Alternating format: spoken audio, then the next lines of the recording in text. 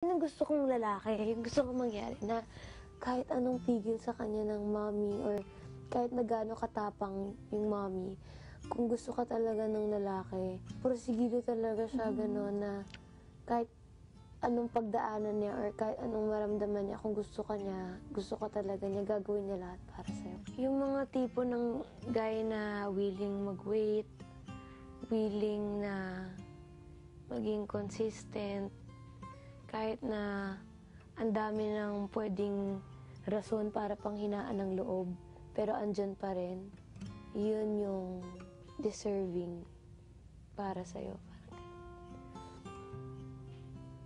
Parang firm, dapat talaga i-test mo muna, matest mo ang guy bago ka pumayag. Kahit matest mo na siya, lalabas at lalabas din yung tunay na ugali. Yun nga, Hindi kaya mo naman talaga alam.